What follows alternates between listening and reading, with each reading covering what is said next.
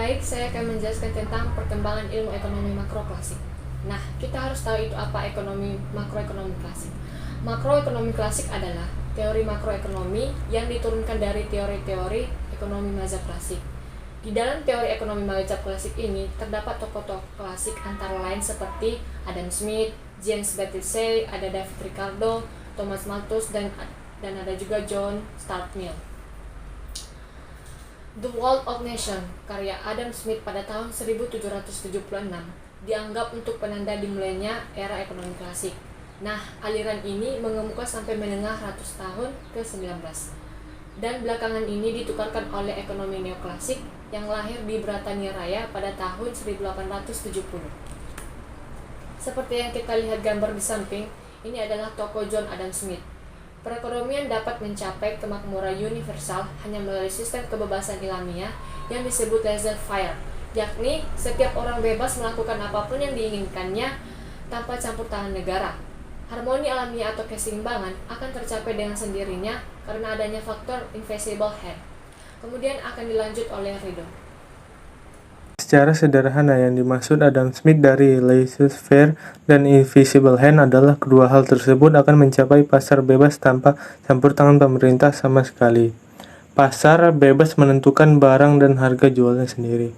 Lalu ada namanya hukum Say yang dipelopori oleh Jean Baptiste Say, yang dimana dia merumuskan penawaran menciptakan permintaan sendiri. Maksudnya adalah penawaran akan selalu menciptakan permintaan.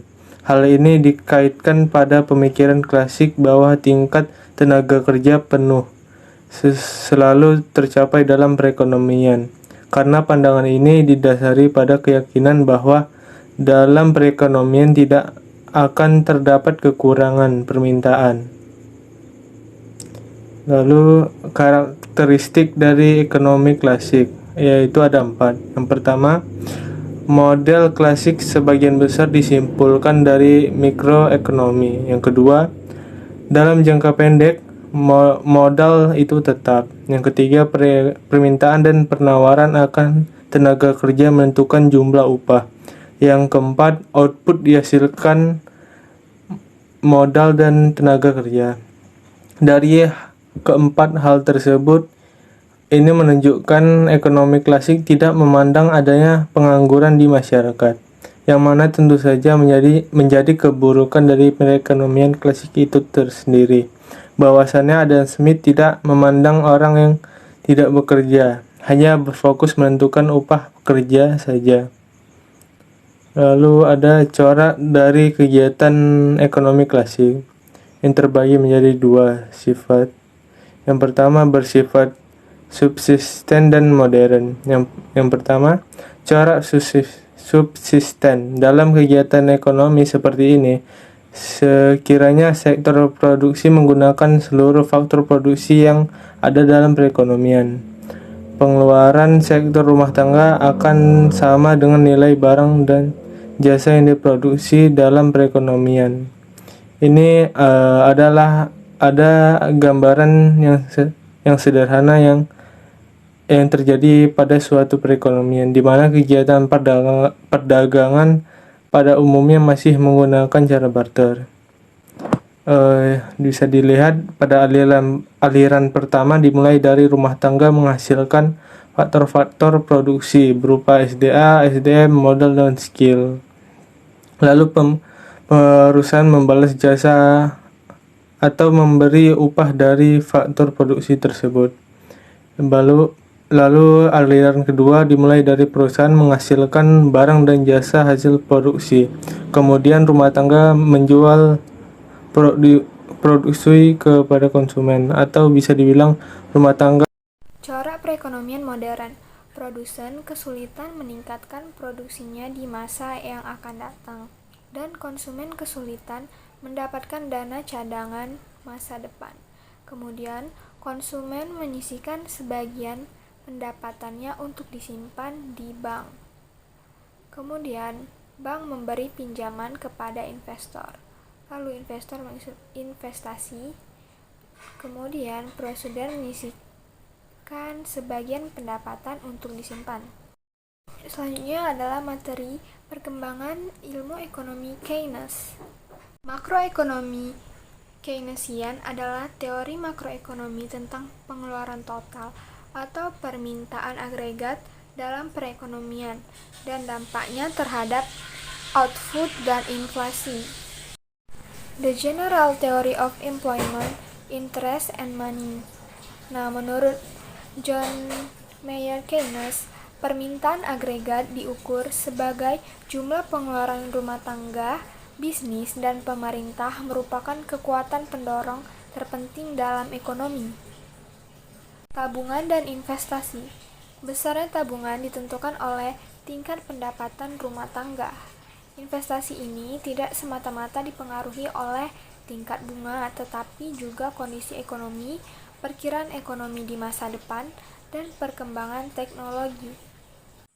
Kesempatan kerja penuh, investasi, tabungan masyarakat, belanja agregat atau produksi, masalah kekurangan atau agregar, dan pengangguran. Fungsi tabungan Keynes. Fungsi tabungan Keynes bisa dilihat di grafik berikut. Jika pendapatan nasional rendah, tabungan masyarakat negatif. Ketika pendapatan nasional lebih dari YO, masyarakat menabung sebagian di pendapatnya. Semakin tinggi pendapat nasional, semakin banyak tabungan masyarakat. Jika pendapat nasional Y1, tabungan S1, dan jika pendapatan nasional YF, jumlah tabungan adalah SF. Suku bunga. Menurut Keynes, suku bunga ditentukan oleh permintaan dan penawaran uang. Dibagi menjadi dua, yaitu bank sentral, penentu penawaran uang dalam satu waktu tertentu, atau keinginan masyarakat memegang uang atau penentu permintaan uang. Suku bunga. Menurut Keynes, keseimbangan permintaan dan penawaran uang MD sama dengan MS akan menentukan suku bunga. Grafiknya bisa dilihat di tabel berikut. Tingkat upah atau Keynes. Keynes klasik. Sama dengan tingkat upah dapat mengalami perubahan yang menjadi salah satu faktor menjamin tercapainya penggunaan tenaga kerja penuh. Tingkat upah tidak mudah mengalami penurunan. Pada saat ekonomi turun, sehingga kesempatan para pekerja bersedia menurunkan upah yang diminta sehingga terjadilah pengangguran. Ada serikat-serikat pekerja yang memperjuangkan upah. 4. Penentuan kegiatan ekonomi. Pendekatan baru dari Keynes. 1. Tidak dalam bagian kecil, tapi analisis ekonomi secara agregat. Kedua, analisis yang menggambarkan bagaimana tingkat kegiatan ekonomi ditentukan. Peran permintaan agregat. Tingkat kegiatan ekonomi di negara ditentukan oleh besarnya permintaan efektif, yaitu permintaan yang disertai oleh kemampuan untuk membayar barang dan jasa yang diminta. Semakin besar permintaan efektif, maka semakin kecil jurang tingkat ekonomi dan tingkat penggunaan tenaga kerja penuh, atau semakin rendah pengangguran. Penentuan belanja agregat. Konsumsi rumah tangga, investasi para pengusaha, pengeluaran pemerintah, ekspor impor, dan dirumuskan sebagai Y sama dengan C tambah I tambah G tambah X kurang M. Penentuan kegiatan ekonomi di negara sebagai berikut yang ada di tabel. Keseimbangan kegiatan ekonomi. Berikut adalah contoh yang ada di dalam tabel.